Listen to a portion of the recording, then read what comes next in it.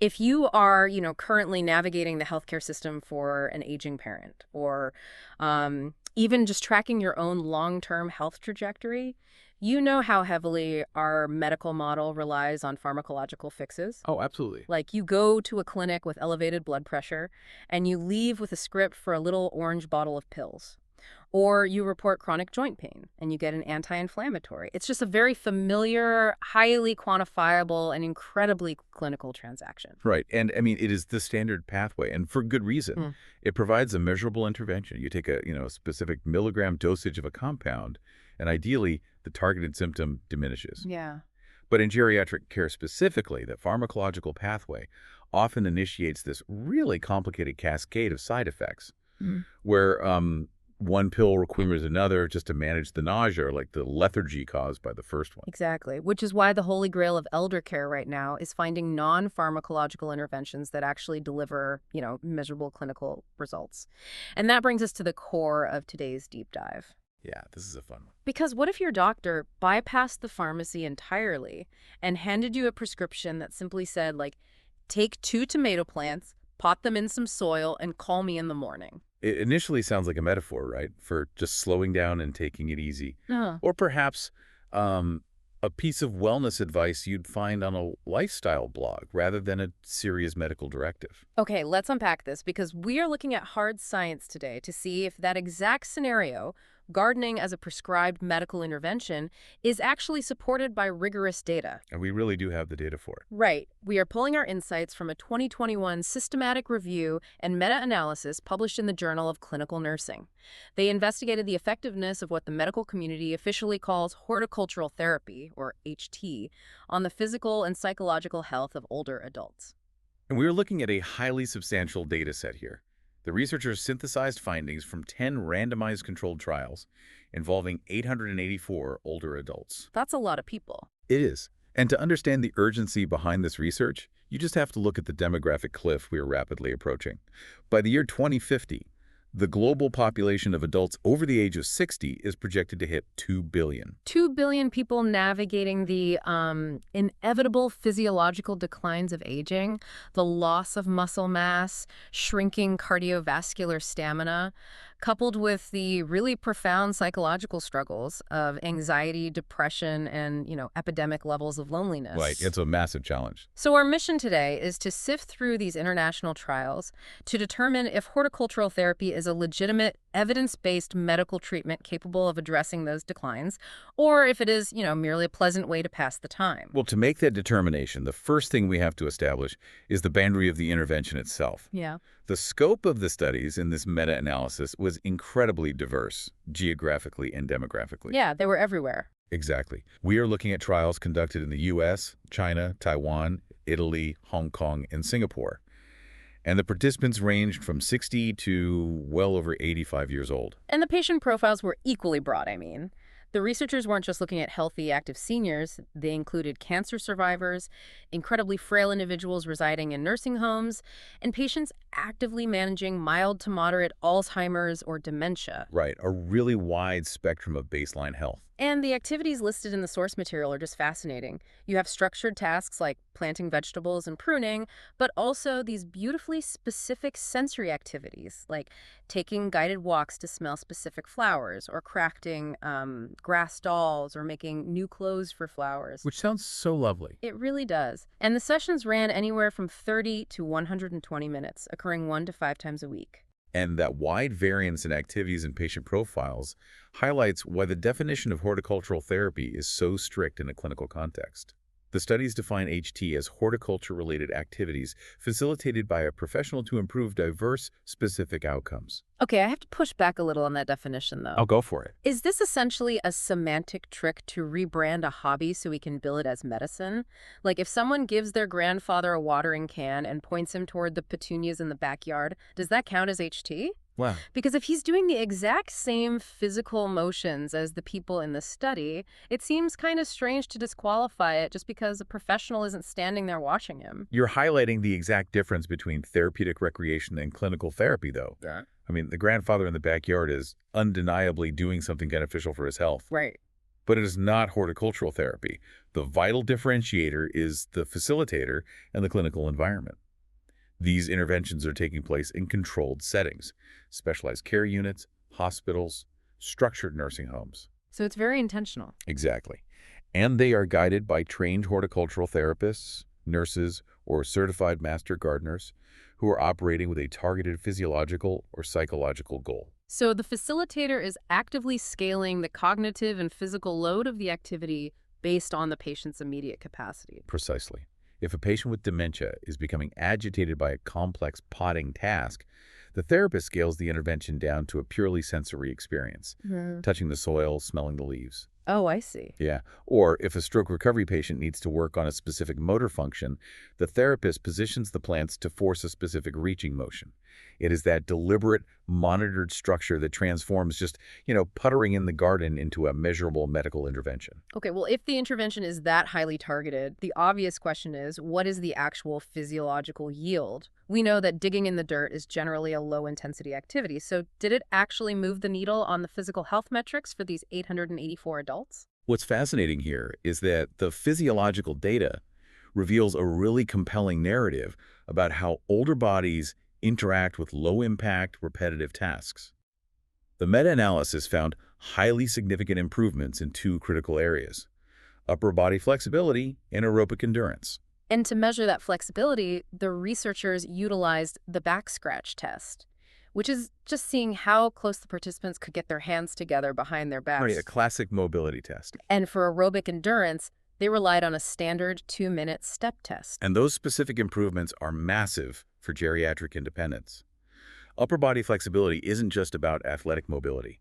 It dictates whether an 80-year-old can reach a can of soup on a high pantry shelf or successfully put on a winter coat without assistance. Yeah, that makes sense. The daily stuff. Exactly. Maintaining the range of motion in the shoulder complex, combined with the cardiovascular stamina to stay active, directly delays the need for assisted living. But the data also showed some pretty striking misses. It did. There was zero significant improvement in lower body strength, which they measured by a chair stand test.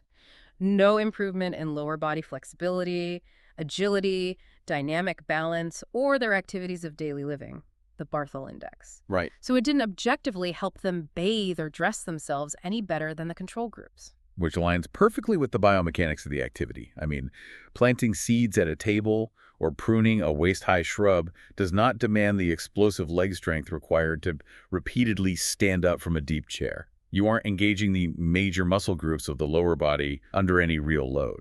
I can accept the lack of lower body gains, but reading through the data, there's one metric that totally baffled me: hand grip strength. Oh, yeah. They measured this precisely using a dynamometer, and the HT group showed no significant improvement over the control groups. It's like finding out a knitting glove dramatically improved your lung capacity but didn't make your fingers any more dexterous. Right. It seems counterintuitive. Because these people are gripping trowels, they're manipulating tools, pouring weeds, how does a hand-centric activity fail to improve grip strength? Well, we have to look at the difference between repetition and resistance, specifically in aging physiology. The researchers classify these gardening tasks as low to high intensity aerobic exercises. The biomechanics involve constant reaching, the gentle, precise grasping of a delicate root system, the steady motion of a watering can. So they are constantly moving the upper limb joints, elevating the heart rate, but the actual weight they are manipulating is negligible. Exactly.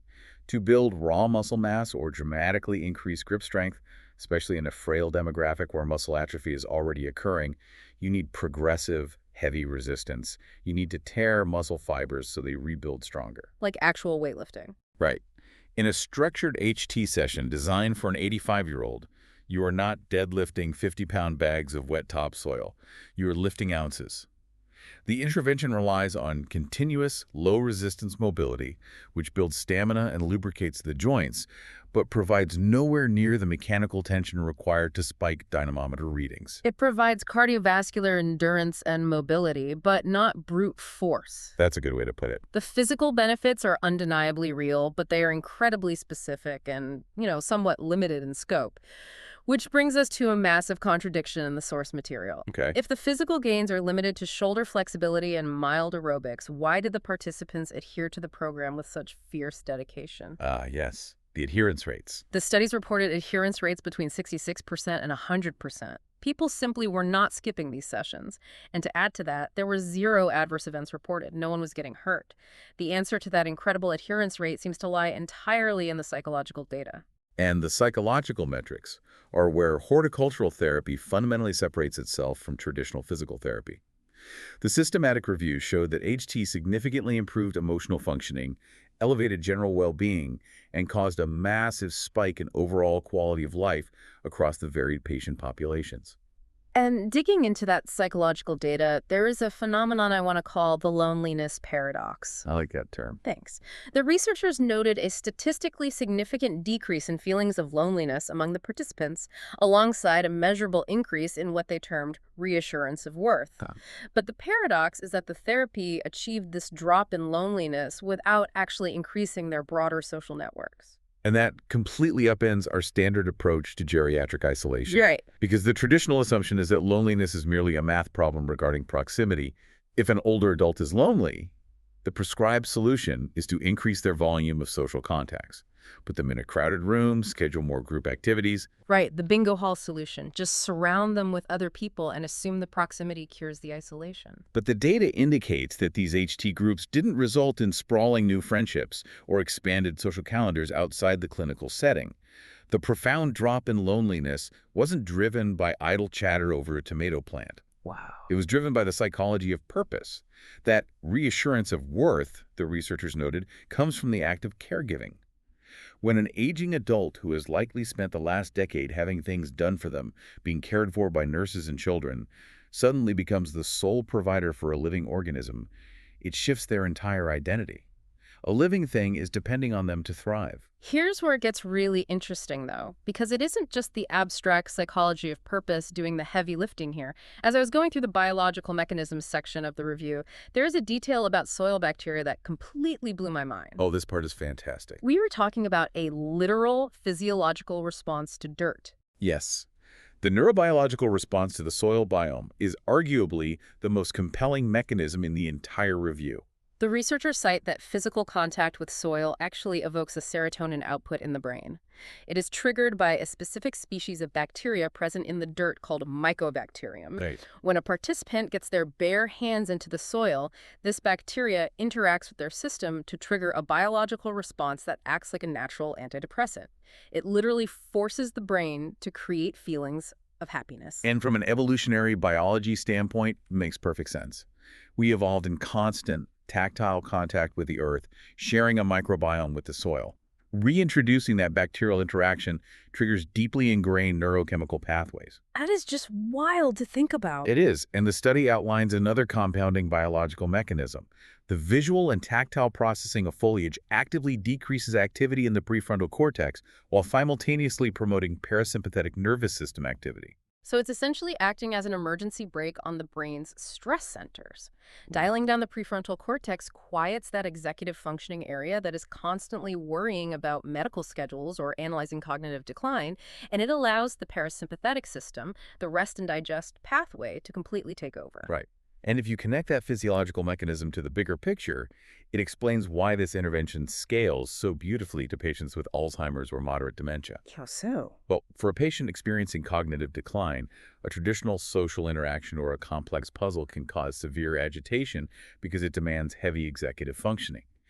But the tactile reality of cool, damp soil, the sharp smell of a crushed mint leaf, the vivid visual feedback of a green stem, those inputs bypass the need for complex cognitive processing. They speak directly to the oldest parts of the nervous system, providing immediate, profound sensory grounding. It is essentially biohacking happiness and calm through dirt and leaves. It's an incredible mechanism. But as much as we love the romantic idea of doctors prescribing plants instead of psychotropic medications, a good deep dive requires us to pull back and look at the weeds in the data. Always a good idea. We have to apply serious critical thinking to the methodology here. And to their credit, the authors of the meta-analysis are highly transparent about the methodological limitations of the trials they reviewed. The most glaring issue when evaluating an intervention like this is the inherent risk of bias. specifically regarding blinding. Because you obviously cannot administer a placebo garden. Exactly. In a pharmaceutical trial, blinding the participants ensures that the physiological result isn't just the brain anticipating a cure, but with horticultural therapy, both the personnel and the patients know exactly what intervention they are receiving. And that lack of blinding introduces massive expectation bias. A patient might report a higher quality of life score on a survey simply because they know they are in a special therapy program and inherently expect to feel better, or because they just want to validate the friendly therapist who helped them plant the seeds. Right. And beyond the blinding issue, the consistency of the delivery was all over the map. It really was. Some studies utilized highly trained, certified horticultural therapists. Others relied on general nursing staff or master gardeners, and a few trials didn't even bother to report the qualifications of the facilitator. Yeah. That makes standardizing the dosage of the therapy nearly impossible. We also saw wildly varying sample sizes, and a few of the studies suffered from high attrition bias, meaning enough participants dropped out before the conclusion to potentially skew the final data points. You also have to consider the inconsistency in the secondary psychological metrics. While quality of life and emotional well-being reliably spiked, the results on clinical depression and anxiety were mixed. Which is confusing. Very. Certain trials documented major, statistically significant drops in depression, while others showed no meaningful difference compared to the control group. Which makes me want to play devil's advocate for a moment, because looking at those inconsistencies, something keeps nagging at me. Okay, what is it? Let's call it the field trip effect. Ah, okay. If you take a frail senior or a patient managing mild dementia and you remove them from a sterile, monotonous hospital room, and you have them do literally anything novel, paint a watercolor, listen to a jazz band, or pot a plant, aren't their quality of life scores going to temporarily spike simply because you broke the crushing monotony of their day? That's a very fair point. How do we know this is a specific biological plant effect rather than just a generic response to a novel activity? This raises an important question, and you are hitting on the exact crux of the methodological debate. It is the primary reason researchers demand rigorous, highly controlled comparative trials. The meta-analysis explicitly calls for larger, more stringently designed studies precisely to isolate the variables you just mentioned. Because we just don't know for sure yet. Right. We need to conclusively separate the biological impact of the soil bacteria and the greenery from the baseline psychological boost of simply leaving a hospital room to socialize. If a controlled study proves that a sterile indoor knitting club provides the exact same neurochemical and psychological benefits as HT, the medical community needs to know that. Given all those methodological flaws, the lack of blinding, and the desperate need to isolate the variables, do the authors of the systematic review actually conclude that doctors should be recommending this? I absolutely do. Really? Yes, because when you step back from the strict data modeling and look at clinical application, horticultural therapy offers an incredibly favorable risk-to-reward ratio. Well, yeah, no adverse events. Exactly. It is inherently safe. It does not trigger a cascade of negative side effects. It does not interact poorly with other medications, and it is incredibly cost-effective compared to pharmacological solutions. Furthermore, it is infinitely adaptable to the physical and cognitive limits of the patient. Yeah. And perhaps most importantly, the patients genuinely find joy in the process. For healthcare professionals tasked with managing the holistic well-being of an aging population, integrating HT is an obvious low-risk strategy. So what does this all mean for you, the listener? Let's distill the core takeaways. If you are assessing the landscape of elder care, horticultural therapy is a deeply promising, highly feasible, non-pharmacological intervention. It really is. But it is not a miracle cure for physical decline. It is not going to help your aging loved one build the raw lower body strength required to run a marathon, and it will not give them an iron grip. But what it objectively will do is maintain crucial upper body flexibility and aerobic endurance. And far more importantly, it provides a measurable, profound boost to emotional well-being and quality of life. Yeah. For older adults facing the daunting, often terrifying realities of frailty, cancer recovery, or cognitive decline, it offers a neurobiological grounding and a vital sense of purpose that is almost impossible to replicate in a sterile clinical environment. And that leaves us with a final thought for you to mull over. We've spent this entire deep dive analyzing the clinical benefits of nature specifically for frail, older adults and dementia patients. We've looked at how vital it is for them. Right. But consider your own daily routine. If physically interacting with plants, exposing your skin to soil bacteria, and engaging in the tactile reality of nature is potent enough to measurably decrease clinical loneliness and alter the biological markers of well-being in the most vulnerable demographics. Yeah. What is the complete absence of nature in your own hyper-digital, screen-filled, constantly indoor life silently doing to your baseline mental health? You might not need a prescription yet, but maybe it's time to get your hands dirty.